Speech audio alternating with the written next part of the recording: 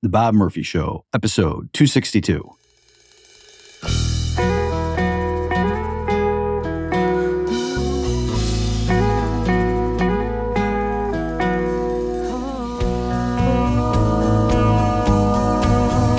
There's a tidal wave coming. What you gonna do? Get ready for another episode of The Bob Murphy Show, the podcast promoting free markets, free minds, and grateful souls. It's your source for commentary and interviews, conducted by a Christian and economist. Now here's your host, Bob Murphy.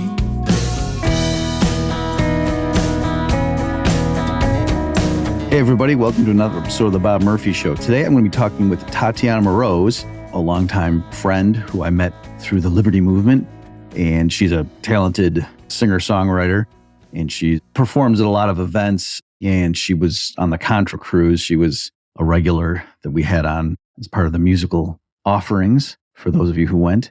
And today I want to just encourage you though, in case you're thinking like, oh, she's just going to be talking about like her latest album or something. Well, yes, she is. But this really turned into a deep conversation. We get into some serious issues about God and the devil and the state of the world and whether activism is a good idea and what can you do with your life to try to help spread liberty and peace around the world. All sorts of great, deep stuff.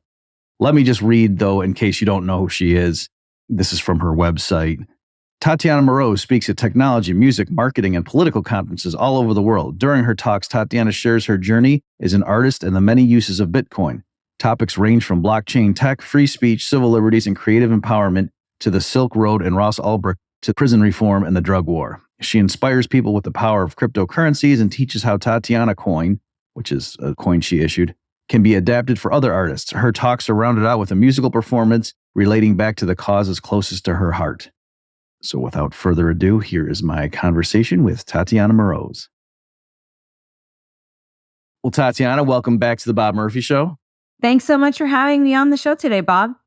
Well, a lot has happened since you and I have even caught up. We were just doing so a little bit before we hit record here, but certainly for people who listen to the podcast. So I guess one big thing is you used to live the New York City, New Jersey area, and now you're in Miami. So do you want to talk a little bit about that? Sure. So basically during COVID, everything was really terrible for everybody, right? I felt really isolated in New Jersey. I didn't really feel a real alignment with the politics in that area in general. So I thought it was time to move. I had a rent control place for a long time, and I bought a beautiful apartment here in Miami. And at the time I was debating, frankly, I should have probably considered Nashville a little bit longer because I actually really like Nashville a lot. Mm-hmm. But the two main places were Texas and Florida. And, when you get off the plane and you see the ocean here in Miami, it's really hard to pick Texas. I'm sorry. Yeah. And also, as somebody who grew up outside of Manhattan, I have a love for, things a little bit more fancy, a little bit more cosmopolitan and exciting. And Austin is not really like that. So I'm really happy to say that I'm here down in Miami. There's also quite a lot of different cryptocurrency activity down here. So when I first moved here, actually, I haven't even shared this. So Jason Rink, we created a sizzle reel, kind of like a first episode of a show called Bitcoin City. And I still have to share that with people. But right around the time that we were kind of finishing up that edit, then that's when the crypto market really dipped. So it was harder to get funding to make it happen. But that's how much I was inspired by Miami. I called it Bitcoin City. And there really is a lot of art and creativity happening here, in addition to a lot of like venture capitalists and different kind of businesses that are moving here. And I think we'll continue to do so in the upcoming years. Okay, great. Yeah, it's I don't know if you know this, but yeah, what I'm doing in my business is heavily involved with a company that's in blockchain. I will talk about it in a future episode, folks, so I won't get into it here.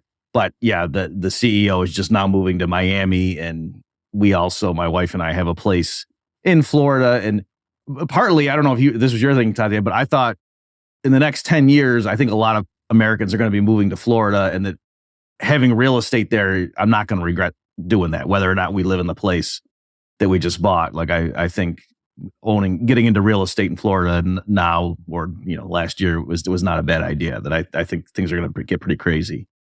Yeah, that's what people expect. I actually have a friend, Eric Mendelson, that did it for me with crypto. So we did, some loan stuff where you can show how much crypto you have, and then it allows you to get a loan. So I thought that was really a neat feature, just because a lot of people can't, if they're living off of their crypto, they have a hard time proving their income and stuff like that. So it was neat to see him kind of leading the way on that stuff, because now there's a lot of different businesses will allow you to, give them your crypto, and then you can have your mortgage against your crypto. Now, I think that there's a lot of problems that happen when you can do loans. I experienced this, right? I did loans against my crypto, and then the price starts falling. Don't recommend that. But if you're really crypto rich and you want to buy property, I do think that was a really neat thing. And yeah, definitely has gone up a lot more than my Bitcoin has in the past few months, or the past year and a half or whatever since I've been living here. So, can I ask? I'm just curious what criteria you use. So, I guess there's no income tax in the 3 states you mentioned that you said there was Texas and Florida, but you think Tennessee should have been a contender in retrospect. What other things was it just taxes, or were there other considerations too you were looking at? Well, it's no secret I'm a freedom girl, so I definitely wanted, freedom from COVID. I felt like it's a really social environment. Miami is very international, and I like the Latin flavor. Sometimes, I wish that there was a little bit more Polish stuff, but I survive. And plus there's, there's Sunny Isles as all the Russian, Ukrainian people not too far away. So I like that it's not as far away from New York. I like being on the Eastern time zone. I think DeSantis is doing a pretty good job overall. And I also think that a lot of people are going to be moving here. One of the things that I find really surprising is I guess there's some laws being passed in California around vaccination according to the new mRNA standard. And, if people don't want to take it, I feel like that's up to them, right? But now they're making it kind of mandatory. So if people are opposed to that and they're not willing to homeschool, obviously people are going to keep moving here. That being said, I love people homeschooling, and I think that people should keep doing that. Jordan Page is working on something called Firefly Education. I don't know if you checked it out, but I actually think this is really, really neat. And I don't think that you need a crypto angle, but I like the idea of pod learning and just alternatives to mainstream education. What do you think about that stuff? There's the Ron Paul, standard, right? His curriculum. But what do you think over the past few years? Has that improved? I think so.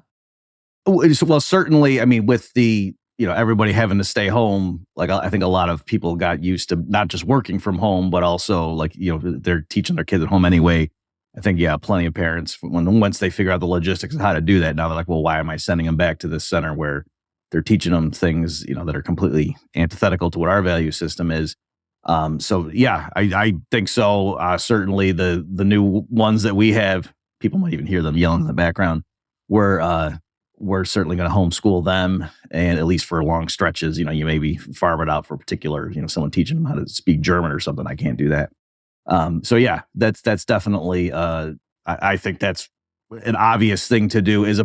So a lot of times I kind of troll the so-called school choice people, but part of the reason I do that is I do think the idea of oh, hey, we're going to go ahead and reform this official school system, I don't think that's happening anytime soon. To me, that's, I think, as hopeless as, let's just send the right people to Washington and we'll turn this ship around, baby.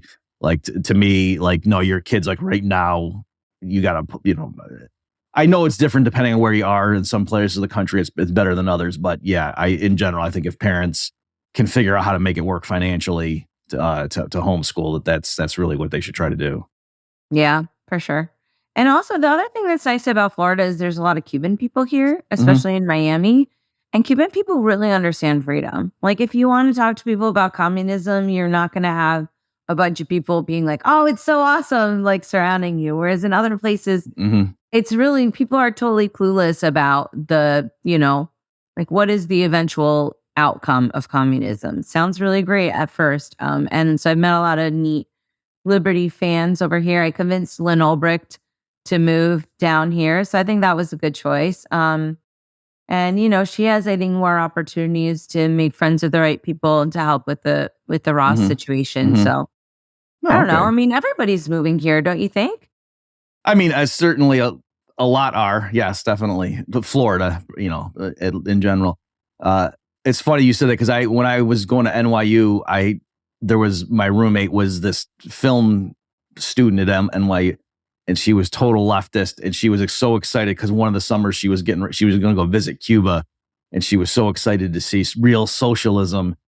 And of course, and I was like, well, just remember when you go see how poor it is, it's because of socialism, not the sanctions. And I was real kind of uptight too at the time. But in any event, yeah, it was funny how like people have different attitudes towards that stuff. But the people coming from Cuba and going to Florida, obviously, that's why they're leaving.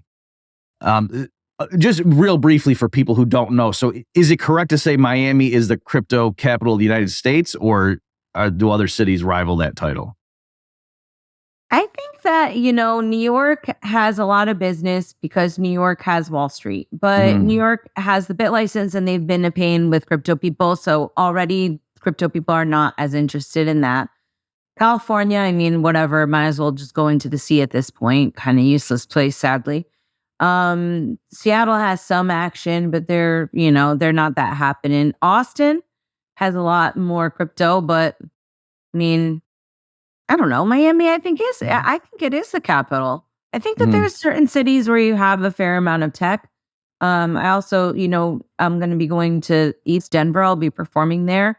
And Denver has a lot of, crypto stuff, but Florida really is the capital, and especially Miami, around NFTs, and all different kinds of stuff. So what did, from your vantage point, did the FTX thing, like I knew there were several projects that were going forward, and the FTX thing scared a bunch of investors out, either fairly or unfairly, like, some things that had nothing to do with the issues. But was that like a neutron bomb, or was it just like, okay, yeah, that was stupid, and let's just not, have people do that again?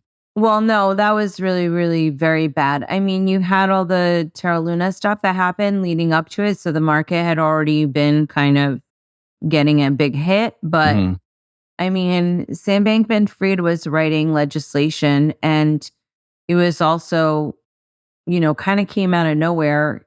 The first I heard out of him was when he was speaking. He had an event in the Bahamas, and he had Bill Clinton and Tony Blair speaking, and I just had a meltdown. I was so angry. I'm like, who is this a-hole, and why is he bringing these two dirtbags into crypto? I was really, really upset. I was very upset with people who went to his events. And then all of a sudden here it comes out that he's insolvent, and, a lot of people consider him to be a little bit of a Trojan horse. It's a little conspiratorial, but considering his close relationship with Gary Gensler and Caroline Ellison's father working, I guess, at MIT, there were some things that were big question marks. There was also quite a lot of money laundering going on, most of it to Ukraine, maybe not most of it, but a lot of it to Ukraine. There was, he's the second largest donor to the Democratic candidate, Biden, right? And I guess maybe the Democratic Party. So obviously, he's not getting into any trouble. He was chilling in the Bahamas. I know people have to make a case for it, blah, blah, blah. But, now he's staying at his parents' house playing video games, and he didn't even put up the full amount of the bail that was expected for, I guess he had, $250 million was the amount, but you have to give them 10%. So the house was only worth $4 million, and they should have had a $25 million kind of hold on it. I think people are really sick of the corruption, and, the corruption was really exposed to be coming from our own government in this case. And all that money that went to Ukraine has never really been accounted for, and nobody's given back the donations. So to me, it's really an indictment of the system and just how disgustingly corrupt everything is, right? I don't think it's an indictment of crypto, but now it allows for these governments to basically try and put in stupid rules that really the rules that made this illegal are already in place, but now it becomes an excuse to try and clamp down further on crypto businesses. And I think that's unfortunate. But that will just drive business to other places as long as people can escape the long arm of the American law system. Mm-hmm. Okay. I wasn't aware of some of those details. I'll have to do more reading about like with the bail and everything. I didn't hear about that. So that's And it's a mess. And like, it's very, very kind of like thumbing your nose in the people's faces, right? Mhm. I mean, so much fraud and there's basically no penalty. And then you look at a case like the Silk Road, right? I mean, whatever, Ross never saw the light of day as soon as they, clamped those cuffs on him. Obviously a very different case, but arguably there were more victims from Sam Bankman-Fried than Ross, right? There's no actual victims there. There's some people who had drug problems, but they had them before Ross came along and whatever. So yeah, Sam Bankman-Fried is really infuriating. And I mean, in general, look at what happens. You have Epstein, nothing happens to him. All those famous people that went to his island, oh, no problem. I mean, it's just consistently things are becoming more apparently unjust, and it's really hard to stomach it as a citizen and remain calm and objective. Mm-hmm. By the way, for people listening, I interviewed Lynn Ulbrich, Ross's mom, about the Silk Road trial. And so go to bobmurphyshow.com/262 and I'll give links to all this stuff. And obviously anything else that Tatiana and I bring up, but just because I think some libertarian, like they were again, they were in principle fine with that website. And so I don't need to know the details of the case, but not realizing, just how crazy, like the decisions the judge made during the trial in terms of evidentiary rules and things, like it was just insane when you hear, and I still I'm sure you do too all the time, Ty, hear people like alluding confidently to things like, oh yeah, you hired hitmen to do this. And it was like, well, no, the government didn't even press that charge. They just said that beforehand to make everybody afraid to associate with them. And then they didn't even bother pressing that as a charge. So anyway. Yeah, no, there's a lot of corruption. And that, to me, there's been sort of like a deprogramming, right? Early on in my life, I learned about the Illuminati and, I had some suspicions about 9/11, whatever. But as time has progressed, it's really crazy how corrupt everything is. Like everybody's like, oh my God, I can't believe the Trump election was stolen. And I'm like, I saw them do that with Ron Paul in 2012. His own party was keeping him out of the running. So why would anything up the line be any more legitimate? I mean, the corruption on that front has been even more surprising, like all the evidence that keeps coming out, right? But for me, I just stopped believing in that president idea in 2012 when I was here in Tampa. That was the first year I was really singing with Ron Paul. That was my like liberty, coming out, right? And it was an incredible year, but unfortunately I was left with the impression that, politics wasn't going to be the winner. And that's why I ended up going into Bitcoin. And then when I found out about what happened with Ross, then you find out, okay, well, now the justice system, it's totally corrupt and it's like terrible, right?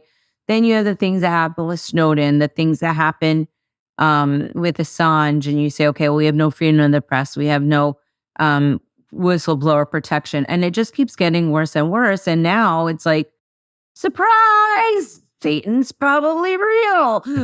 And there might be like demons coming from the ground.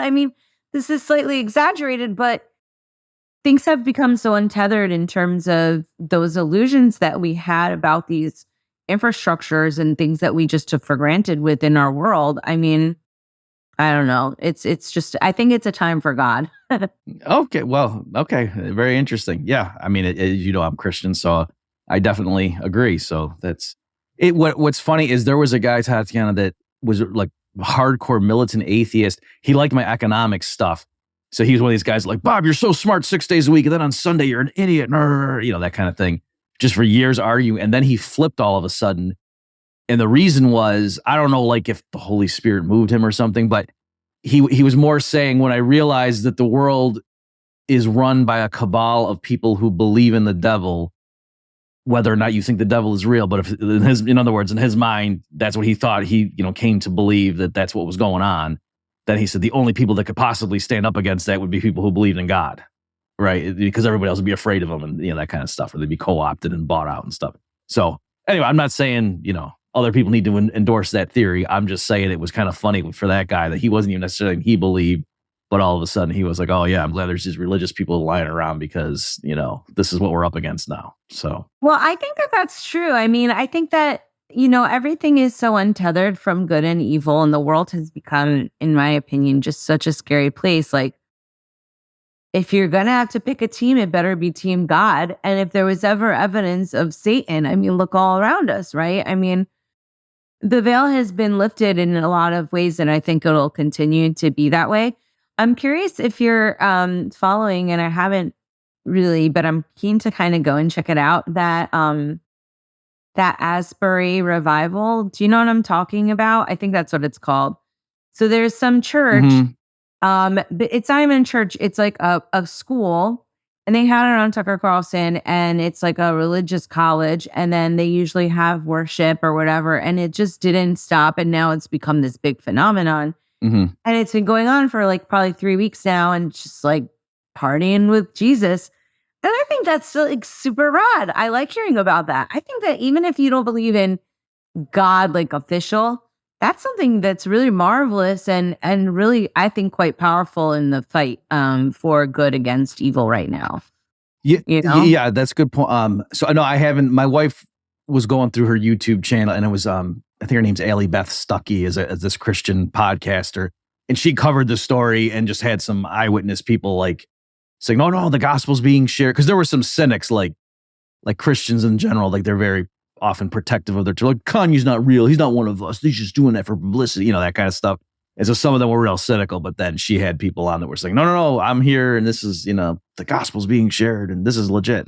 So I only saw that one like 10-minute clip, but yeah, what I saw was very encouraging. You would not have thought that would happen on a U.S. college campus. Well, I think it's really cool, and I think it should keep going. But on the subject of Kanye, Okay. it's not my vote because he's still wearing Balenciaga. And as far as I'm concerned, that's disgusting. I have no interest in ever supporting him. Like, when he stops Balenciaga, like, I'll actually maybe think about taking him seriously. I know he said some interesting things, some maybe not so interesting things. So I'm not like, oh, I loved Kanye until like, no, Right. I like certain things about Kanye, certain things I don't. But the Balenciaga thing is a deal breaker. That's like, in a way, like, Can you, for people who don't know what you're talking about, can you just explain what the Sure. backstory So is? Balenciaga Gate is this big issue where Balenciaga, which is a really famous fancy clothing line, had a photo shoot where they had children holding like these bears that look like they have black eyes, and they were dressed in S&M, and there was a number of inappropriate items within the photos. That was just one part of it. Then there were photos where they had placed a Supreme Court ruling on the subject of child pornography into the photo. So like, why would they have that? Then you kind of go down the rabbit hole and you follow the work of the assigned creative directors and photographers within Balenciaga. And then you get to really, really sick stuff. Like, you get pictures of children tied up with blood on them, like really, really bad stuff. I kind of akin to Pizzagate in terms of the level of like, wow, this is really bad. And so Kanye is, of course, a really big proponent of Balenciaga. He's been dripping in Balenciaga. And the same thing with Kim Kardashian. And it's also part of a larger brand of these fancy brands that also now are being potentially tied to sex trafficking. So for him to go around saying that he's a big Christian and he protects the kids and, oh, my little daughter, Nora, she's being exploited. Well, guess what? Like, he doesn't mind that other people are getting exploited. He continues to wear this trash. And I want some accountability. I know that people in libertarian world are so happy. Oh my God, it's a famous person that deigns to look at us. Well, guess what? Kanye's music for his whole life has not exactly been uplifting Black folk or women or anything, right? Like, he's not this little perfect little guy. And I'm sure he's maybe finding Jesus, but he still has the spirit of Satan within. And until he stops wearing Balenciaga, it's all blah, blah, blah. So that's my take on it. Hot take on Okay. No, that's okay. I didn't know I knew Kim Kardashian. I had seen her issue a statement like, wow, some of these allegations are very disturbing. We're going to look into this. And then I didn't know if if Well, they looked that was into it. already Yeah. something that people were underwhelmed by, right? And Right. I like Candace Owens, and I think a lot of the things that she says are pretty cool, and I like the topics that she does. But I have not seen her denounce her buddy Kanye for continuing to patronize. Like, why is it bad if Kim does it, but if Kanye does it, it's like, oh no, big deal. I mean, I don't know. Honestly, all these people, they look so weird. If they were freaking clones, I wouldn't be that surprised. I mean, that's like the level that we're at right now. And that's why I feel like bringing up so I have a new album out called Love Songs for Idiots, right? And it's going to be out March 23rd. But a lot of the record, I think, is kind of focused a little bit more inward and about doing some inner healing. Mhm. And I think that that's been like critical during this very scary time, right? Very, very frightening, very untethered. I would say that, my family did not get an A+ in terms of the rating on how they handled this. Would give them a really 2 thumbs down, uncertain family, right? So, it's a time How they handled what? like COVID, Oh, okay. treating me as a person, just Okay. life in general, I would say could use some improvement. So, like that's kind of been going on. And when you have so many people kind of beating down on you and making you feel really bad, you have to find that place within yourself to be okay with who you are despite what they're doing, because I feel like I am a good person and I try really hard to be good and I'm okay with that. Right. So like I think they're wrong, even though there's more of them. Right. And then there's also the concept of like, I had a friend whose parents were murdered, and they were murdered really brutally and like very senselessly and in just a horrific way that you can't even fathom, right? And when that happened in the darkness of COVID, it really made me wonder, like, where is God if he can let something so truly terrible happen? Mm-hmm. And all that keeps being revealed to me while there's still those brilliant flashes of like humanity, right? There's like, surprise, this bad thing is happening. Surprise, this bad thing is happening. Surprise, all these people are getting murdered and killed, and it's just not your friend's parents, but it's really going on a massive level. And we probably have satanic pedophiles running the world, right? So that's a lot to manage as a human being. And so I think you're left with one, your inner self. And through that inner self, there has to be some kind of a communication with something more longer. Like on the one hand, there is good and evil. And then on the other hand, we're expected not to judge that ourselves. And then on the third level, it's like, it all has no meaning in a different way, right? Like, because there's a grand plan where, yes, on the surface, my friend's parents getting murdered, horrible, right? That, in my opinion, allowed my friend to gain a strength and a bigger love for life and God in a way, even though I would still never take them away from him, right? Mm-hmm. Horrible. Your friend was like your age group? Yes, my friend is in my age group, right? So his parents are murdered, and like to me, like not to romanticize what By which happened. I mean 28. Yes, clearly. Anyway, so his parents getting murdered is like very terrible. It gives him an excuse to just give up on life. Mm-hmm. And the fact that he doesn't give up on life and that there is like, a drive to go forward even through this like horrible thing, to me, that's like a larger statement on what we have to do here, right? Mm-hmm. So on the one hand, maybe there was like a blood covenant with the murderer and the parents that died, like so they could teach this lesson. Like, I don't know that. Mm-hmm. And so I have to be able to like chalk that up to something. And I don't think there's nothingness. I think that we see every day that there's truly evil and there's truly good. And I want to be on team good. So I think a lot of people are kind of either gonna like face that, right? And face a lot of different things, or they're going to continue to be party animals. They're going to take like, their life for granted, and they're not going to, I don't know, like not that I'm so freaking great and like doing something so wonderful, but at least I'm aware that there's something bigger than me. Mm-hmm. And I think that that's what we're all seeing. It's like a sounding of the alarm, like, look at me, God, I'm here. And then Satan's like, I'm here too. And it's like, but like, I mean, literally, like, who would think that in our lifetimes I would be in a serious way considering like this is like the end of days, and I mean, I hope it's not, right? But I think that we're faced with that like real feeling of like divinity and like hell.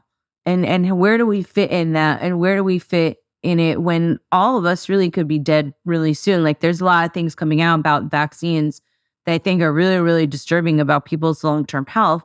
And that in the context of everything else that's already bad is within itself terrifying, right? Like you have lowering birth rates, you have just so many things that are going wrong.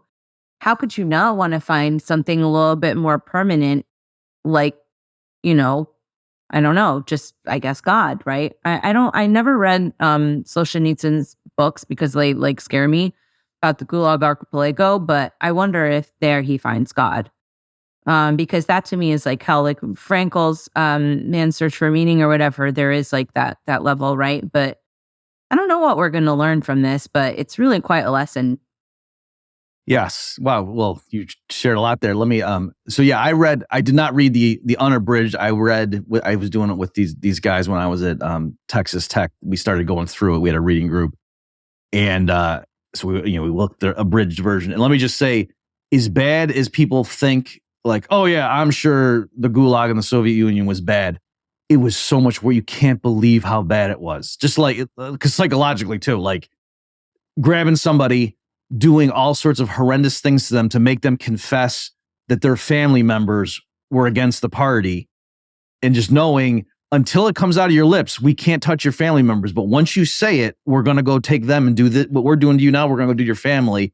Once you agree that we should, and we're going to do all kinds of torture you until you finally snap and say those words. Like just the mind, you know what I mean? Like, because everyone knows, well, that's crazy. I'm not actually confessing anything if you're torturing me. But so what? Still, that's what the system is. We're going to just do that to you and then go grab your sister and your kids and whatever once you say that they're against Stalin. But we're going to torture you to make you say that. Just, ugh. And I'm not even getting into like what they would do to people. It was just, ugh.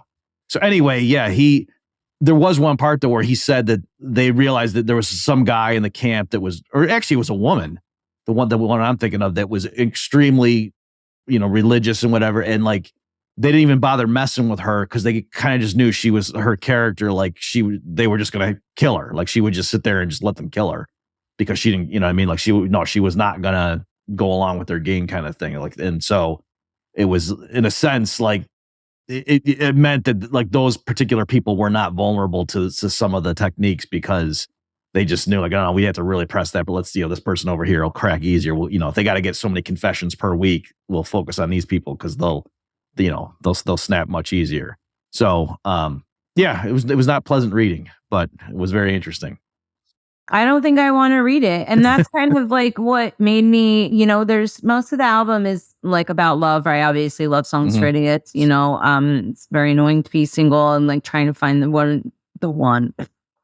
Anyway, but in this, so like part of it is self-reflection, but then there's this one song, what are you going to do when they come for you? What you going to do when they come for you? Mm-hmm. And that was actually a song that I made a music video in Warsaw in Poland.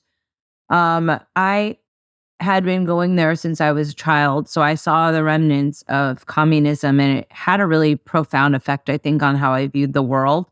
I even remember going up to my mom and saying, "Mom, let's put all our money into a pile and, we could all just take what we need from there." And she said, "No, Tanya, that's communism and it doesn't work." So, back to the drawing board with that one. And, now that I heard about what was happening with Ukraine and Russia, I became very interested in learning more about that because my mom is really great with history. I'm not the most interested in history per se. And all I remember hearing was just about how much the Polish people fought back against the Nazis when they were first invaded. And I was filled with this big sense of pride. And so now you have the context of, COVID and everything else, what are you going to do when they come for you, right? And that almost extends to what you're saying, right? You can fast forward to what happens in the Gulag. Are you going to be the person that sells out their family? Or are you going to be the lady that doesn't say anything, but she might get killed, right? Like, what difference does it really make? And does it make a difference? I mean, that's like a really personal question. And so, when I went to Poland, I was happy to be able to learn at least a little bit of history while I was there. And to be honest, because I had heard, there's this weird story that I need to learn more about. But again, like there's certain information that you don't want to learn about. But it's called Volin, and there's a film called Hatred. That's the translation, and it's like this very, very bloody thing where a bunch of Ukrainian people murdered a bunch of Polish people, over 100,000. Really, really brutal. And this was World War II? Yeah, during World War II, or like I guess right after. Anyway, the point is, it's like Ukraine sided with the Nazis, right? And then there were parts that were still like, the Russians were fighting the Nazis, and it got a little bit confusing in terms of the history, right? Like, who's the good guys, who's the bad guys? Obviously, we all know the Nazis are the bad guys, but like, I don't know, there was a lot of problems going on in that region in general. And, I'm quarter Ukrainian, I'm half Polish, quarter Sicilian, and I think about when I'm here in Miami and there's all these different people of different backgrounds, right? There's Russians, there's Ukrainians, there's Belarusians, there's Polacks. Like, there's just lots of us. And if you think about our history, like from our parents' perspective, it really weighs heavy that we can all be such good friends. Like, are we supposed to harbor resentment toward one another because of that nation? And of course, the answer is no. Like, I love my friends. I'm just happy that somebody's even remotely like me, and it's not like another chorizo fest. Like, which, don't get me wrong, like I love the Latin stuff, but like sometimes I'm like, all right, let's go over to the Slovak side. And we have a lot of stuff in common. So when I went to Warsaw, I didn't really know what to expect. So I was like, well, now there's all these Ukrainian people here, and like, are they just going to take all of our jobs, or, the typical thing? And those are real genuine concerns. But what I found when I was in Poland was that everybody was like, great. Like, it was really beautiful. The people seemed really happy to be supporting the influx of Ukrainian people. Like, there generally seemed to be a really good and artsy vibe in Warsaw. It was very, culturally overall, Warsaw has really improved. So I was pleasantly surprised.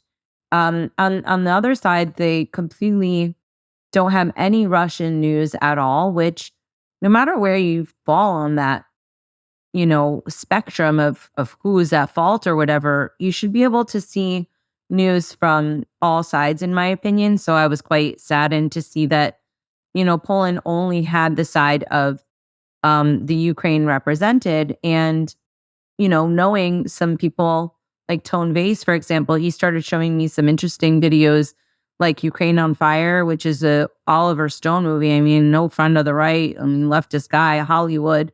And, there were problems in the Ukraine with corruption for many years going on. So overall, like, it's such a complicated subject, right? You have the real perspective, which I think is the individual, right? And each person, like, I'm sure that there were good people that did bad things that were in the Russian army. I'm sure there were good people that did bad things in the Polish side. I'm sure that there were good people that did bad things that were German. And so when I ask the question in the song, what you going to do when they come for you, it goes back to that line, like the line between good and evil cuts through every heart, right? And what kind of person are you going to be? And so that in context with why are we all suffering like this? And like, where is God? Why is he helping us? And what are we supposed to learn? And what if there's just nothing that we're supposed to learn, and it's just senseless, atoms banging into each other and terrorizing each other? Like, we all have to make that decision now, no matter how many, drugs or parties or whatever it is that people are into, in order to kind of avoid that. Like, I think that that's what we're looking at. So I was really happy to kind of like call into people's memory that history. Like, what are we messing with, right? Like what you speak about, in the gulags, what I heard about in Poland, and like in that family, like even looking at the way that we talk about our parents, right? Like, Polish people and Slav kids, right? Our parents are so harsh and mean to us, right? And we all think about it in the context of like, here we are in America, and you're supposed to like communicate about your feelings and stuff. When we feel victimized, we're like, oh, our parents are so mean. But to them, they're literally PTSD'd out from their parents starving to death and being killed and murdered and stuff. And so there's just so many things to kind of like sort through when we're facing a resurgence of that. Like we're thinking about World War III, like we watch stupid TV shows and movies and stuff. That's not what it's like, you know? And unfortunately, people in less fortunate countries are already paying that price for the greed and the psychosis of the ruling class, right? Like we're in America. Well, I don't like war. Well, guess what? I get to look at beautiful Miami every day, and I get to go to the store, and they have mostly everything that I want. Like I live like a little pumpkin person, like a little happy little person. And there are people that have a great amount of suffering. So how can we help them? And where does that responsibility fall to us? Where does it fall to God? And what can we fight in between? Because we're not dead yet. So we have to do something. But I don't know what that is. Sorry to get all like heavy and like kind of like this is like deep stuff, right? Like it is, yes. We're dealing with deep stuff. We're not just like hanging out being like NFL, you know? Yes, well said.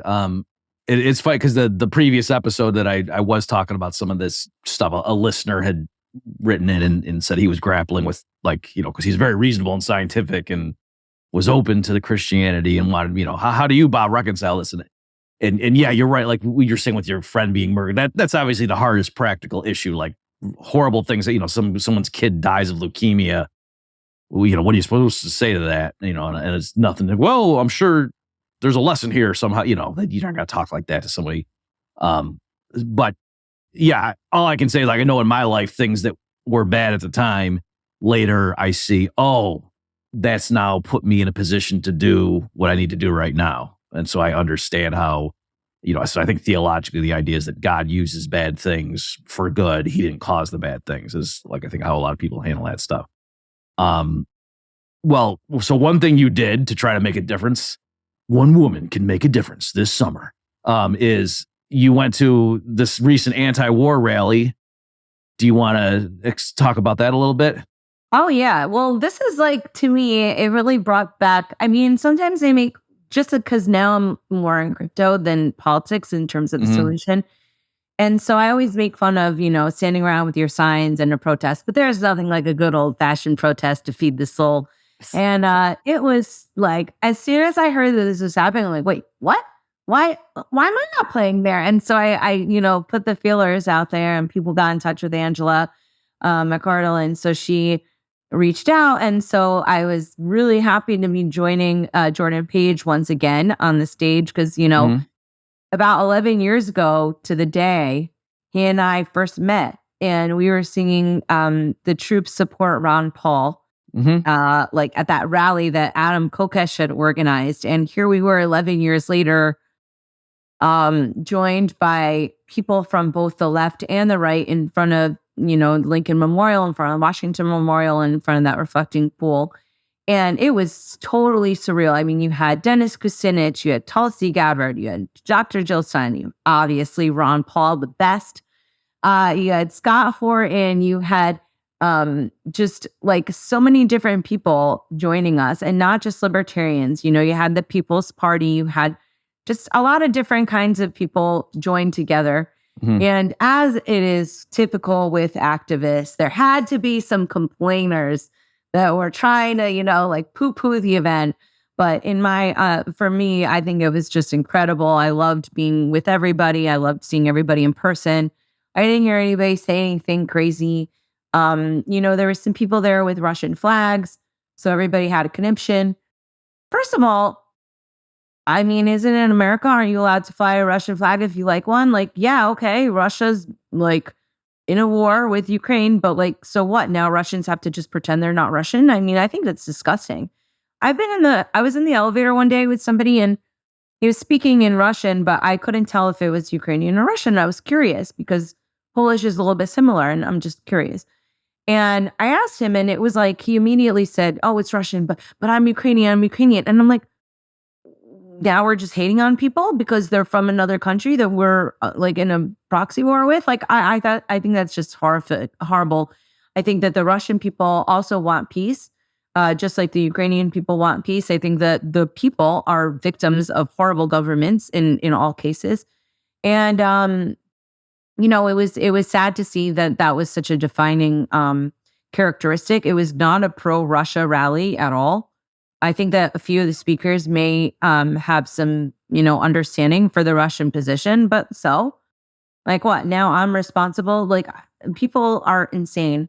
They were getting mad saying that I was pretending to be Ukrainian. And I'm like, listen, I don't know what to tell you, but like, this is what my hang on. Let me just make sure, in case some of the listeners, don't know what's going on. Because what you're getting at here is the part where I realize, okay, some of these guys really are just belly aching, Okay. So for people who don't know, yeah. So the Libertarian Party participated, like co-host or co-organized this anti-war rally with other groups that were not libertarian. And their explicit point was preventing World War III is way more important than us, not getting dirty, mingling with these, people who don't believe in abolishing the income tax kind of thing. So yes, we can join coalitions with other groups, even if they're not libertarian, if they're anti-war. So that was what the purpose of this thing was. And some of the people who are speaking, and then presumably some in the crowd, the reason they don't want the U.S. arming Ukraine is because they're sympathetic to the Russian point of view. And they're saying, well, look, NATO is being aggressive, blah, blah, blah. I can understand where Putin's coming from, right? And so that's why I don't think the U.S. should be arming Ukraine, whereas other people can be like outright pacifists. And that's why the government shouldn't be arming. Or some people just say, hey, it's not their money. Like, if I want to give money to Ukraine, let me make that decision. So some critics of what the current LP leadership did in supporting this rally was to say that, hey, look, this wasn't an anti-war rally. This is a pro-Russia rally. And then, there were some photos, Angela, when she was speaking, Angela McCardle, folks, there was a couple of shots where, depending on the angle, and some angles, there was the U.S. flag behind her. So I was trolling her and going, oh, so now you support Empire? But there was some Russian flags. So let me just play devil's advocate, Tatiana. So their argument is, well, how come there were no Ukrainian flags, right? If this really was just anti-war, shouldn't there have been people there who were like, yeah, peace for Ukrainians? And yet, isn't that a coincidence that it was, if there was a flag besides the U.S., it was a Russian one? So doesn't that show this really wasn't anti-war, it was pro-Russia? Well, first of all, Ukrainians are welcome to come. They could have brought their flags. Second of all, the Russian flag was, some people say, put there on purpose. So it would look, to discredit the movement. Mm-hmm. At the end of the day, everybody needs to stop crying. There's actually people dying constantly. Like, the atrocities going on over there are going to spill over, and everybody needs to just not be complaining because there's a flag there and be worried about what the actions are that, are being enabled through our reckless spending and contribution to this war. I mean, we don't even have the money. Let's say baby little Ukrainians, should keep giving the money. We don't have the money enough, and that seems to be like one of the main components too. I mean, I don't know. Everybody, like, there was a Scott Ritter, which was a speaker. I think that from what I understand, there was some righteous reasons to not want him as a speaker. Some things that he had been involved with. So, as far as I know, he was asked to leave or left under some pressure. So that's good, right? Because that guy had like some kind of pedo stuff in the background. So that's what people were mad about. Okay, that makes sense. But as far as political views, I just don't think that it's appropriate to be mad if somebody is not 100% on Team Ukraine. Like, who cares? All we want to do is end the wars. And not everybody is responsible for every single thing that comes out of everybody else's mouth. I mean, it's preposterous. Read the tenets. People were united by those ideas. If there's a slight difference, people are, losing the important part of it. I mean, Rachel Maddow went out of her way to talk about this event. She said it was small like 6 times, and she tried to discredit it. She never once played any of the audio of anything that anybody actually said. And then in the meantime, people are getting mad saying that I'm not really Ukrainian, I'm really Russian. Like, well, yeah. So this is the part I forgot to come back to. So that's what, like, so I was, like you said, again, there's no reason to be coy. Scott Ritter, folks, was one of the scheduled speakers. He has some convictions of stuff that, is not good from, a PR standpoint, at the very least. The reason I'm not going to get into the specifics is because, his defenders will claim one thing. In the weeds, yes. Right. So, like, not the best look. So he was uninvited. And like I said, I have no problem. I understand why people would say, what are you doing with him on the platform? Okay, again, people with comments or whatever can get mad at me and worse, give me a high five, whatever. But where I realized, come on, guys, now you're getting out of hand, is when they grabbed you, Tatiana, like the Twitter profiles that were like just hating on the event leading up to it, and they grabbed you like your headshot and put some quote that was completely innocuous about something about Hillary Clinton. Like Hillary Clinton was supporting something, and then you were about Iran, and then you were worried about are they ginning up a war in Iran? And then they were going, you know who else thinks like that? Putin or something. And it was like, okay, so they're literally using the same technique, that they're discrediting you for thinking just because Hillary Clinton is for, against Iran, maybe now I'm a little bit worried about supporting this women's protest because I'm suspicious. And so to show how dumb that was, they were pointing out that, who else thinks like that, Tatiana, is Putin and the Iranian regime, which is anyway.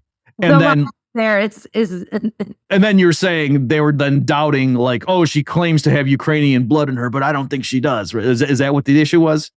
Like they were saying you were lying about your ethnicity? Yeah, they said that. And like really like the comeback would be like, well, Ukraine was never really a country and it's always been part of Russia. Oh, and then they like cry. But I mean, I'm not going to make that argument because I don't know it that well. But I mean, there is that, right? Like, I mean, Russians and Ukrainians have been, family for thousands of years. Like, this isn't, something new. So I don't know. I mean, as far as I know, I'm Ukrainian, but the accusation, what difference does it make what my blood is? I thought that we're against racism. And like, I just think the whole thing was really kind of gross from that perspective. And I had a quote unquote friend. I wouldn't say he's a friend. I had a colleague, whatever, somebody I'm friendly with, really attack me online and say, oh, you're associating with all these people. And I was like, listen, you're Ukrainian. You're under 65. You like this war so much. Go ahead. Go fight. Come on, big mouth. Like, I don't understand why it's okay for like all of these poor young men that can't afford to get out of Ukraine being basically rounded up on the street, handed a gun and given a 4-hour life expectancy. And that's okay. But everybody else is like, oh, I'm a blah, blah, blah, blah, blah online. Like, shut up. So it's a very complicated situation and everybody is still learning from each other. But the assumption that we're all there to cause ill really was, the only damper on what was actually an incredible event. And I look forward to doing more of them. Actually, I'll be doing a spaces with some of the people from the rally. And I think that we should do it regularly because that was the thing. Like, okay, big mouths, you got something to say? Well, here's the spaces. Why don't you tell me what you think we should do instead of just complaining, with your little keyboard. So, okay. So from your perspective, the action being there, you were glad you went and it was a successful event in your view. Yeah, I think it was a very big success. We had, I don't know, between 3,000 and 5,000 people, I think, over the entirety of it, I would say around that range. So that's good. I mean, I feel like it could be a little bit more considering all the stupid people that show up for the the pussy hats, but whatever. I mean, it's a start. Sure, women's rights are so much more important than, I don't know, living to see another day. I don't know. Not to say like anything against the women. You go, ladies. But I'm just saying like the level of priority that people put for protests versus something that I think is far more important is, there's really a weird disparity there. I'm still trying to understand. Okay. And then I guess just have you for a few more minutes here. Do you want to speak? I know you had mentioned that just in general, you think you chose wisely that crypto and, just blockchain technology like that, in your view, is a much more productive thing that liberty-minded people should be focused as opposed to like trying to win at the political game. Is that a fair statement?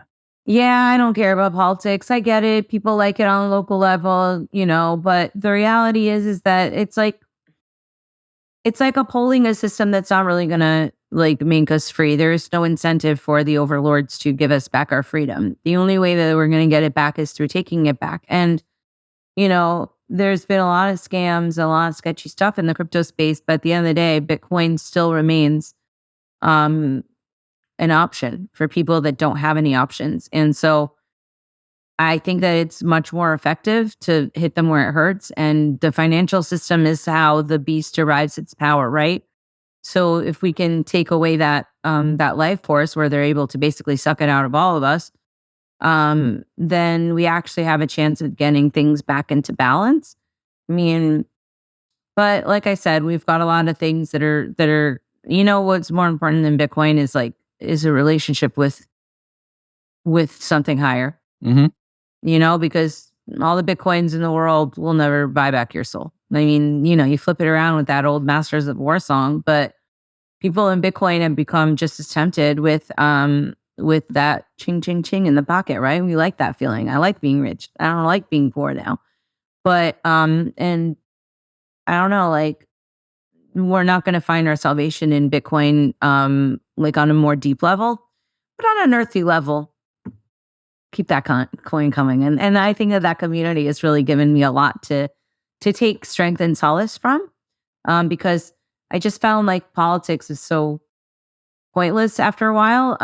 When I got into Bitcoin stuff, I just felt okay, well, now I'm actually doing something and it gives me a little bit more motivation to keep going.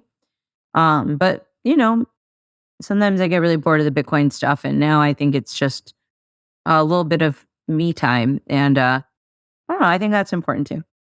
Okay, well, great. So obviously I'll put links again, folks. It's bobmurphyshow.com/262. But do you want to just say verbally for people listening, where can they go, if they want to see your new album when it fully drops and so forth? Sure. So people can listen to my 3 new singles. They're out on Spotify, Amazon, iTunes, all that stuff. You can go to TatianaMoroz.com and find out more information about me. They can go to Twitter. I'm pretty active on there, Queen Tatiana. And there's also a donate page if you guys like what I'm doing.